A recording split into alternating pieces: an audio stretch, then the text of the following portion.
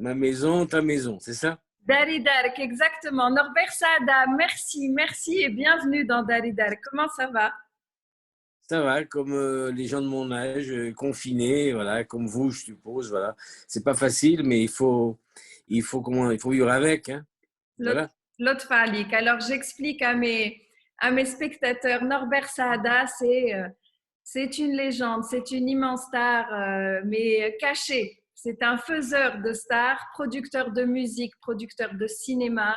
Tu as eu, on va se tutoyer, hein, on va pas faire semblant, on est copains. Donc, Oui. parce que souvent on me dit, oh là là, tu te permets des choses avec tes invités, mais je Non, suis non, non. jamais. Toi, tu es presque la famille, c'est pas pareil. Merci Norbert, C'est pas merci. pareil. Donc, je disais, Norbert a été producteur de musique dans les années 60, vraiment tout le renouveau de la chanson française. Eh ben, quelques tubes, on te les doit. Tu as travaillé avec Jacques Brel, avec Charles Aznavour, avec France Gall, avec Hugo Frey. C'est Eddie Barclay qui t'a mis le pied à l'étrier, Norbert, au départ. Oui, je l'ai rencontré, je te défends de rire, j'étais danseur animateur au Saint-Hilaire. Et Barclay est arrivé un soir, il m'a dit est-ce que tu veux travailler pour nous? Et voilà comment je suis rentré chez Barclay.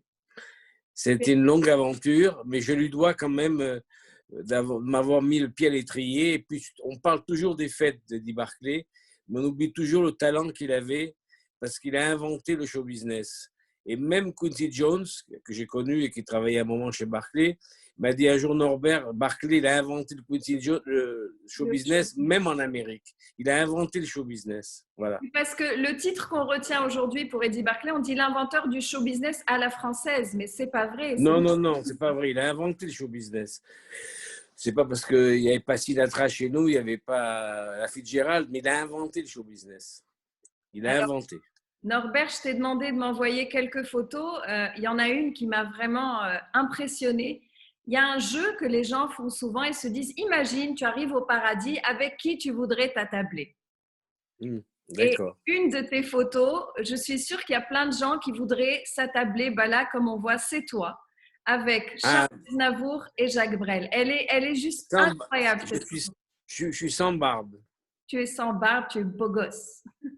Oui, merci. Oui. Je suis un peu plus gros, mais enfin bon. Mais non, mais Eh non. ben, c'est une photo importante parce que j'ai eu la chance d'être ami avec les deux. J'ai été ami avec Charles jusqu'à son décès il n'y a pas longtemps. On devait même se voir, on s'est même vu 2 jours avant qu'il décède. Et voilà, ça m'a fait beaucoup de peine parce que Charles était un peu mon parrain dans ce métier. Je l'ai connu il y a quand même très très longtemps. Je l'ai connu pour tout te dire. Je lui avais demandé un autographe quand j'étais en Tunisie. J'ai gardé la photo, je lui demande un autographe. Je ne peux pas imaginer une seule seconde que quelques années après, je vais être son producteur et son ami. Mais moi, au départ, je lui demande un autographe en Tunisie, en 55 ou en 56. Donc, tu vois, ça remonte, c'est vieux, hein, tu n'es pas né. Hein. Ah non, j'étais pas née du tout, quand même. Et Charles Aznavour, il a une cote de popularité en Tunisie, c'est juste dingue. Les gens sont fous de lui ici. Et alors, Pour son dernier concert, c'est moi qui l'ai aidé à venir au stade. Il magnifique. m'avait demandé, il voulait y aller. Le tourneur m'a demandé de l'aider. Je l'ai aidé à y aller. Et il m'a dit, tu m'accompagnes. Et voilà, il est venu chanter il y a combien? Il y a 4 ans, je crois, ou 5 ans. Ouais, 4-5 ans, oui. C'est ça, voilà. Tu as assisté à une scène assez incroyable où Jacques Brel n'était pas en forme et voulait partir, voulait arrêter de chanter. Oui, il n'est pas en forme. Il avait décidé d'arrêter. Il a d'ailleurs arrêté. On se retrouve à Londres. Il chante à l'Albert Hall. Et après le spectacle, nous sommes allés manger à un restaurant italien. Je suis tombé sur Aznavour, qui par hasard était là parce qu'il doublait un film américain, un film anglais. Et puis, je lui ai dit, tu viens avec nous, on allait à un château. Il m'a dit, non, non, je ne peux pas, je travaille demain. Il est monté et très gentiment, il a dit à Brel, tu as la chieur, tu nous abandonnes. Et Brel, je ne sais pas ce qu'il lui a pris, il était très énervé. Il a dit, non, non, non, je ne t'abandonne pas, je n'abandonne rien du tout. Je préfère faire ça que d'écrire la papa, qui est une allusion à la maman, qui était très méchant de sa part. Donc, Bouteiller, qui était là, Pierre Bouteiller, avait enregistré la conversation. Et Charlie Barboni et moi, qui étions les amis de Brel, on a pris la bande et on l'a détruite. Aujourd'hui, on regrette de l'avoir détruite parce que c'était un document formidable, Ah vraiment oui, mais formidable. Mais extrêmement méchant et j'imagine qu'Aznavour n'a pas dû apprécier du tout. non, il était très cool, il n'a rien dit. Et Brel a pas regretté, mais c'était. C'était une réaction, je ne sais pas, épidermique, je ne sais pas ce qu'il a eu. Voilà. Alors, je vais basculer sur une autre photo. Une autre superstar que les gens adorent également, pas qu'en Tunisie, c'est Johnny. Là, c'est toi et Johnny, un éclat de rire magnifique. Cette photo en fait, je l'ai gardée parce que j'ai connu Johnny en 1960. On est restés très amis jusqu'à la fin. J'ai eu d'autant de meilleurs rapports avec lui que j'ai jamais été son producteur de musique ni son éditeur.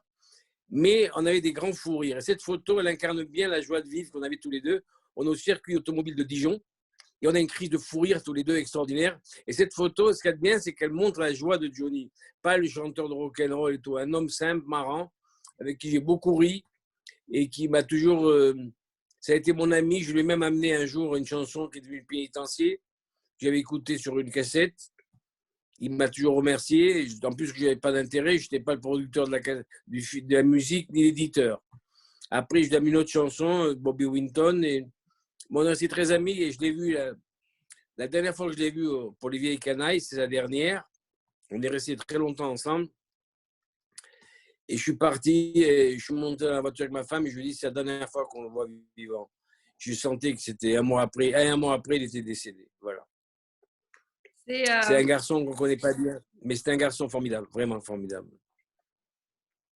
Pour vraiment rebondir sur ce que tu dis, les gens se font des idées sur les personnes. Moi, j'aime beaucoup cette photo avec Johnny parce qu'effectivement, on ne le voit jamais rire aux éclats. On sent que c'est une photo vraiment privée et très sincère.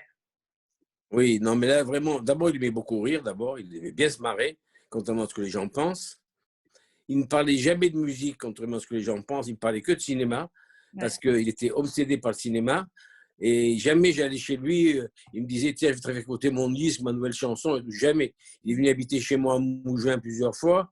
Jamais il m'a parlé de musique. Il m'a dit, il me parlait que de cinéma et de bouffe. Alors, tu vois, c'était pas du tout ce qu'on imagine de lui. Hein. Voilà.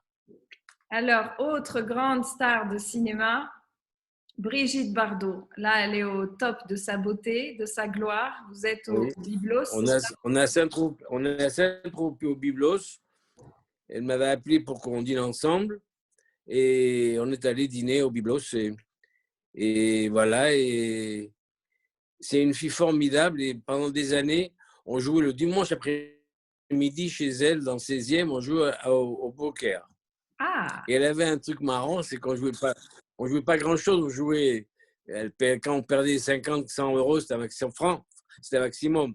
Elle était très maligne. Quand elle perdait 100 francs ou 150 francs, elle faisait un chèque. Et comme les gens avaient un chèque signé par Brigitte Bardot, ils ne voulaient pas l'encaisser. Et donc, voilà. Mais elle était très, très sympathique. Et contrairement à ce que les gens pensent, c'est une fille beaucoup plus humaine et sympathique que ce que les gens pensent. Contrairement à ce qu'on dit. C'est vrai que c'est le seul bémol, peut-être. Le seul bémol que je me permets d'émettre. C'est vrai qu'elle a été déclarée d'extrême droite, elle a été déclarée de plein de choses, mais c'est une fille très sympa dans la vie. J'ai jamais eu de problème avec elle. Je suis en rapport, on se parle, je souhaite bon anniversaire, voilà. Elle vient d'avoir d'ailleurs un an de plus, il y a 8 jours, voilà. Alors, autre beauté et grand nom, Mireille d'Arc. Ah, c'est comme ma sœur, ça. D'ailleurs, nous avons tourné un film en Tunisie avec elle. Ah oui? L'unique film qu'elle a fait comme metteur en scène, c'est La Barbare. On l'a tourné en Tunisie. D'accord. Avec une équipe tunisienne et on a tourné dans le sud, près de Tozeur. Et voilà, et c'est comme une petite sœur. Et j'ai eu beaucoup de peine quand elle est partie. Et je l'ai connue en 1962, je crois, 62, 63. Elle ne connaissait pas encore Delon. Et c'est une fille qui a été toujours formidable. Humainement, sympathique et voilà. Alors, Catherine Deneuve également. Ah, mon ami Alain. Ça, c'est mon ami Alain, ça. Alain Delon, oui. Que j'ai connu dans les années 60, avec qui je suis ami jusqu'à aujourd'hui parce qu'il vient d'écrire la préface de mon livre que je vais sortir bientôt. Oui. C'est un mec formidable. Il est très fidèle en amitié. C'est une chose que je n'oublie pas. Il est vraiment fidèle en amitié. C'est un monsieur, tu vois, là, dernièrement, j'ai pris de ses nouvelles parce qu'il est fatigué, il est cloîtré chez lui à Douchy. Et je lui ai dit, est-ce que tu veux faire la préface de mon livre? Il m'a dit, avec grand plaisir. Il a fait une préface formidable. Je le remercie d'ailleurs. Et, et chaque fois qu'il fait une émission de télévision, il raconte, on lui parle de son meilleur film qui est Monsieur Klein. Il nous dit toujours, n'oublions pas que Monsieur Klein, c'est Norbert Sadat qui me l'a amené. Voilà. Donc, je ne peux pas dire que, avec moi, il a toujours été formidable, mais il a une réputation d'être un chieur, un difficile. Moi, j'ai jamais eu de problème avec lui. J'ai fait plusieurs films.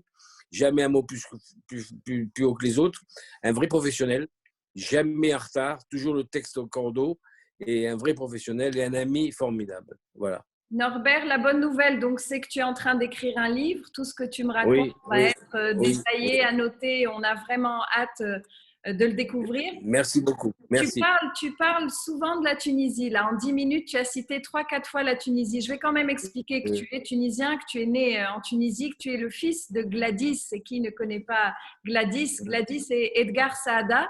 Gladys s'est ensuite mariée avec notre Georges Ada national, avec qui elle a eu Serge Ada, ton frère, et Laila Ada, qui à leur tour ont enfanté que des merveilles. Kerim Ada, le réalisateur et acteur, Mourad Zridi, notre ami journaliste, Mariem Zridi, activiste, très active aussi dans le milieu culturel. Très agité, très agité. Très agité surtout. On les embrasse tous. Elié Saada qui est… Elle essaie de prendre elle reprend le flambeau de ses grands-parents. Elle est très agitée. Exactement. Elle reprend le flambeau des grands-parents.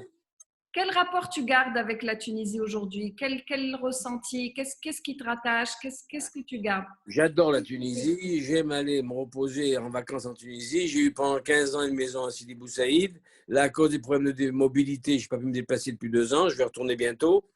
J'ai d'ailleurs mon nouveau passeport tunisien hier, tu vois. Ah. J'adore la Tunisie. Je suis né à Gabès, ouais. Donc je connais bien la Tunisie. Pendant des années, j'allais au réveillon de jour de l'an et Noël à jour de l'an en Tunisie avec ma Jeep. Et je faisais tout le sud tunisien jusqu'à Djerba en partant de Ouarzazate, tout ça. Je faisais tout le… Pas Ouarzazate, mais excuse-moi. Zarzis. Merde, près de Calibé. Comment s'appelle cet endroit tellement sympathique à la frontière avec un restaurant? Non, j'ai fait Tataouine, tout ça, j'ai fait. Non. Je partais d'un hôtel très sympa. Éloigne le téléphone un petit peu, voilà. Je partais d'un hôtel très sympa qui était à la frontière algérienne et on descendait Tataouine. Je faisais même tu parles de Tamarza peut-être. Tamerza, voilà. Ouais. Je descendais de Tamerza, Tataouine. Je faisais même je assistais au Fantasia dans le désert. J'allais jusqu'à Zarzis et après j'allais sur Djerba. Voilà. Pendant 10 ans, j'ai fait ça. Norbert, malheureusement, le contexte politique et géopolitique et tous ces crimes haineux, on sait ce qui s'est passé en France la semaine dernière avec cet hideux assassinat de Samuel Paty. Comment expliques-tu qu'il y a encore 60 ans, 70 ans, tu me parles d'une Tunisie où tu es né à Gabès, où toutes les communautés cohabitaient, coexistaient dans la joie, la bonne humeur, le partage. Comment est-ce qu'on a perdu tout ça? Comment est-ce qu'on s'est retrouvé dans ces extrémismes de toutes parts? Moi, je pense personnellement que les extrémistes, c'est même pas 10% de la population musulmane en France, d'abord. Je ne pense pas qu'il y ait plus que 10%, je pense qu'il y a moins. Et que tout a été décuplé parce qu'il y a eu un faux problème qui s'est mêlé à tout, dont les gens n'ont rien à foutre. D'ailleurs, les vrais extrémistes n'ont rien à foutre. C'est le problème israélo-palestinien. Et je pense que c'est de ça que c'est parti. Avant ça, on ne parlait pas de ça. On ne parlait pas de ce problème-là. Il y a eu 2 problèmes différents. C'était le problème israélo-palestinien et le problème algérien. Et là-dessus, tout s'est greffé. On est parti dans une sorte de haine pour la France. Mais ce n'est pas pour tous les musulmans français. Hein. C'est une infime partie. Tu sais que quand une petite partie veut déglinguer un pays, ils peuvent déglinguer un pays à 50. Hein. Ce n'est pas peine d'être 2000 ni 2 millions. Hein. Voilà. Et tu es optimiste pour la suite? Tu penses qu'on va réussir à apaiser tout ça ou est-ce que vraiment… Non, ça va prendre des années. Si le gouvernement prend les bonnes dispositions, ça va prendre des années. S'il ne prend pas de bonnes dispositions, ça va s'aggraver. Et moi, je voudrais que ça s'arrange rapidement pour pas qu'on ait Le Pen au pouvoir ou des gens extrémistes et qu'on ait une guerre civile civile, ce serait dramatique, ça. Voilà. Absolument. Norbert, on va revenir un petit peu à ta carrière. La deuxième partie, tu as réussi à marier ton amour de la musique et du cinéma. Donc, il y a eu des collaborations assez incroyables que tu as chapeautées. Moi, quand je lis Stan Getz, Astor Piazzolla, Ennio Morricone, je sais que tu as aussi côtoyé Aretha Franklin. Oui, quand on a fait Mordant pourri, j'ai demandé à Gates de venir. Il a fait une musique formidable. Et puis, je voulais faire un disque avec la musique avec Piazzolla que j'ai engagé pour Armageddon. Et après, je voulais faire un disque de Gates et Piazzolla. Parce que Piazzolla a fait un disque avec Jerry Mulligan. Je voulais faire un disque Piazzolla et Gates. Malheureusement, Gates est mort. Et après, Ennio, je l'ai connu avec Sergio Leone. On a fait tous les films de Leone ensemble. On a fait Espions Lève-toi ensemble. On a fait plein de films. Ennio, c'est un personnage extraordinaire. Pour moi, c'est le plus grand, avec peut-être John Barry, c'est le plus grand musicien de musique de film que j'ai entendu. Voilà. Ça, c'est sûr. Est-ce que tu es attentif à ce qui se passe sur la scène culturelle aujourd'hui? Est-ce qu'il y a des réalisateurs, des producteurs qui t'intéressent, qui t'attirent? Pas grand-chose, pas grand monde. Je trouve que c'est un monde, je m'excuse, mais je trouve que c'est d'une tristesse. Il y a très peu de gens créatifs. Les Américains, ils n'arrêtent pas de faire des remakes et des suites. Ça fatigue à la fin. J'ai beaucoup aimé le dernier film de Tarantino parce que Brad Pitt est formidable. Excuse-moi, tu n'aurais pas son portable par hasard? C'est pour faire Non, je n'ai pas son portable. Non, merde alors. Et puis, non, c'était beaucoup plus créatif le cinéma avant qu'aujourd'hui. Aujourd'hui, en France, c'est devient un cinéma trop social, sans humour, alors que les Italiens ont fait un cinéma social dans les années 60 avec beaucoup d'humour, les plus grands drames, on riait. Là, on fait des drames et on ne rit pas. Donc, c'est quelque chose qui ne va pas. Voilà. Alors, donc, la vie est déjà pas drôle, alors si en plus on ne rit pas aussi. Voilà, exactement. Voilà. Et les Américains, ils sont à la recherche d'un second souffle. Et puis, il y a une autre chose qui joue beaucoup aujourd'hui, c'est que ces apparitions de toutes ces plateformes, ça joue un grand rôle quand même. Parce que maintenant, les gens sont un peu déboussolés. Est-ce qu'on fait des films pour les plateformes, pour la télévision? Voilà. Ce qui fait que les séries sont bien meilleures qu'avant, par contre. Aussi bien en France qu'en Amérique. Et il y a des séries formidables. Voilà. Formidable. Moi, je suis complètement accro et addict aux séries. Bon, on a presque fini. Tu as une interro surprise là, d'arabe. Est-ce que tu peux m'aligner une phrase ou deux? نتكلم بالعربي. تكلم بالعربي. نتكلم بالعربي. شنو حوالك؟ منيح. لاباس. شنو مليح؟ لاباس. انت لاباس زاده؟ انا لاباس الحمد لله. شنو تحب تاكل من تونس؟ شنو هي الماكله اللي تحبها نوربير؟ Moi, j'ai le souvenir d'un complet poisson à la goulette avec toi. Tu te souviens? Oui. Et j'aime bien le couscous poisson que faisait ma mère. Voilà. Ma mère, elle était un génie du couscous poisson. Voilà. Et pas que du couscous poisson. J'ai des souvenirs de Gladys merveilleux. Tu as une maman incroyable. Merci beaucoup. Incroyable, vraiment. Ouais. Et toi aussi, elle a des parents fantastiques. Hein. Il n'y a pas que moi. Hein. À part, tu as un père qui a plein d'humour déjà, qui est le roi de l'humour quand même. Hein.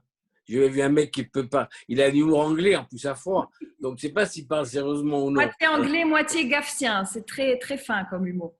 Oui, mais tu sais jamais s'il parle sérieusement ou non.